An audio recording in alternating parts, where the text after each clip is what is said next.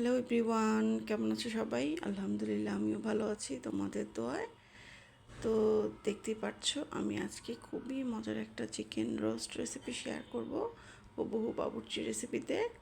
তো একদম বিয়ে বাড়ির মতো টেস্ট হবে, তাই জন্য আমি একদম সরাসরি চুলায় চলে গিয়েছি। চুলায় একটা প্যান বসিয়ে দিয়েছি, এর মধ্যে দিয়ে দিচ্ছি রেগুলার সয়াবিন তেল। তেলটাকে একদম খুব ভালো করে গরম করে নিতে হবে। আমি কিন্তু প্যানটাকে চুলায় দিয়ে খুব ভালো করে হাই হিটে গরম করে নিয়েছি, তা নাহলে কিন্তু চিকেনটা নিচে লেগে যেতে পারে। তো আমি চিকেনটাকে ভালো করে ধুয়ে একটু সামান্য জর্দারুম দিয়ে মেখে ভেজে নিচ্ছি। আমি আর কোনো কিছু দিইনি। তোমাদের হাতের কাছে জর্দারুম না থাকলে তোমরা একটু সামান্য হলুদ দিয়ে দিতে পারো, কোনো সমস্যা নেই। একটু আদা রসুন বাটা দিয়ে দিতে পারো।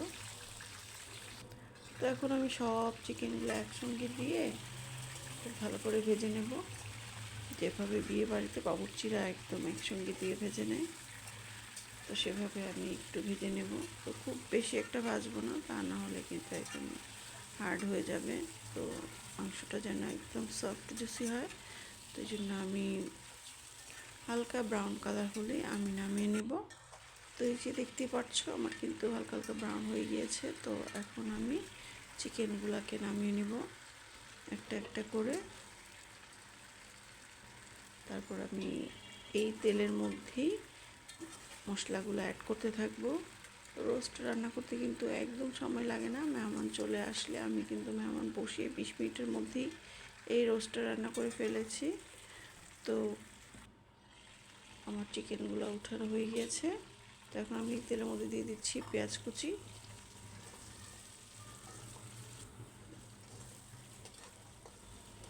তো পেঁয়াজটাকে হালকা একটু ভেজে নেব। এরপর আমি এর মধ্যে দিয়ে দিচ্ছি আস্ত গরম মশলা। গরম মশলাটাকেও একদম তেলের মধ্যে ভালো করে ভেজে নেব। তারপর দিয়ে দিচ্ছি এখানে আদা রসুন বাটা। তো আমি এখানে 4টা মুরগি নিয়েছি, ওই পরিমাণ মতো আমি আদা রসুন বাটা দিয়ে দিয়েছি। আপনারা আপনাদের পরিমাণ মতো দিয়ে দিবেন সব মশলা। তো আদা রসুনটা এইভাবে একটু তেলে ভেজে নিলে অনেক সুন্দর একটা ফ্লেভার আসে।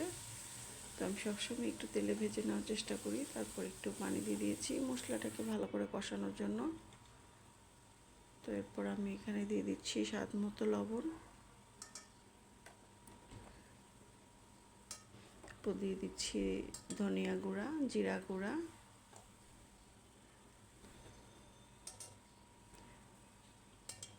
তো দিয়ে দিব গরম মশলা গুঁড়া। তো সব কিছু একসঙ্গে খুব ভালো করে কষিয়ে নিব। তো উপরে যখন তেল চলে আসবে মশলার, তখন বুঝে নিতে হবে মশলাটা খুব ভালো করে কষানো হয়ে গিয়েছে। তো এখানে আমি আর একটু গরম মশলা দিয়ে দিচ্ছি।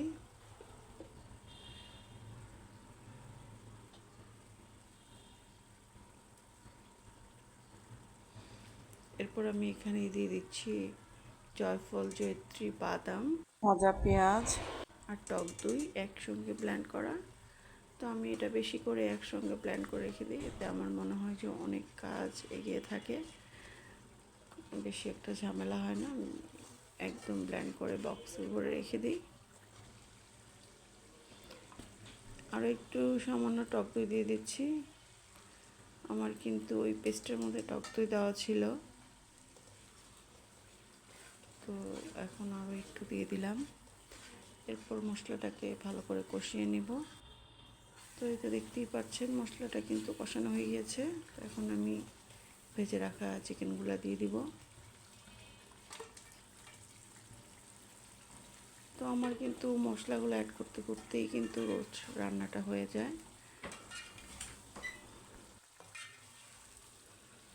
তো এরপর চিকেনটা দিয়ে আমি আরও 5 মিনিটের মতো একদম এই মশলাটার মধ্যে কষিয়ে নেব। তো একদম যখন একদম মশলাটার সঙ্গে ভাজা ভাজা হয়ে যাবে চিকেনটা, তখন আমি এর মধ্যে দিয়ে দিচ্ছি কিছু কাঁচামরিচ। তো এরপর একটা একটা করে বাকি মশলাগুলো দিব আর কষিয়ে নিব। তাহলে কিন্তু আমার এই চিকেন রোস্টটা রেডি হয়ে যাবে। আপনারা চাইলে কিন্তু এরকম শুকনো শুকনো খেতে পারেন, কিন্তু আমি একটু সামান্য ঝোল ঝোল রাখি, যাতে পোলাওর সঙ্গে অনেক মজা করে খাওয়া যায়। তারপর আমি এখানে দিয়ে দিচ্ছি গোলমরিচের গুঁড়া আর সয়া সস, আর দিয়ে দিচ্ছি টমেটো সস। অবশ্যই আপনারা এগুলো দেওয়ার চেষ্টা করবেন। বাবুর্চিরা কিন্তু টমেটো সস, সয়া সস রোস্টের মধ্যে দেয়, আর টেস্টিং সল্টও দেয়, কিন্তু আমি টেস্টিং সল্ট দিব না, যেহেতু এটা বাসায় খাবো। তো টেস্টিং সল্টের দরকার নেই, এটা খুবই ক্ষতিকারক স্বাস্থ্যের জন্য।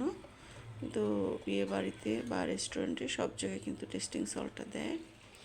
আর আমি এখানে দিয়ে দিচ্ছি গরুর দুধ, হাফ কেজি থেকে একটু বেশি হবে। আমি এখানে গরুর দুধ দিয়ে দিয়েছি। আপনারা চাইলে এখানে গরুর দুধও দিয়ে দিতে পারেন গুলিয়ে, কোনো সমস্যা নেই। এরপর দিয়ে দিচ্ছি একটু কেওড়া জল, এতে করে একদম বিয়ে বাড়ির শাহী একটা ফ্লেভার আসবে। আমার রান্নাটা প্রায় শেষ, এখন উপরে আমি ভাজা পেঁয়াজ দিয়ে দিলাম, পেঁয়াজ বেরেস্তা। এরপর দিয়ে দিব ঘি, ঘিটা তো অবশ্যই দিতে হবে শাহী একটা টেস্ট আনার জন্য। তো আমার রান্নাটা কিন্তু শেষ প্রায়। তো আপনাদের কাছে আমার এই সহজ রোস্টের রেসিপিটা কেমন লাগলো অবশ্যই কমেন্ট করে জানাবেন। যদি ভালো লেগে থাকে তাহলে অবশ্যই লাইক কমেন্ট শেয়ার করে দিবেন। আপনাদের একটি কমেন্টে নতুন নতুন ভিডিও বানাতে উৎসাহিত হব। তাই তো আমি উপরে আরেকটু ভাজা পেঁয়াজ দিয়ে চুলাটাকে অফ করে দিব। তো এখন গরম গরম পোলাওয়ের সঙ্গে পরিবেশনের পালা। তো সবাই ভালো থাকবেন, অনেক বেশি সুস্থ থাকবেন। আজকে এই পর্যন্তই। আল্লাহ হাফিজ।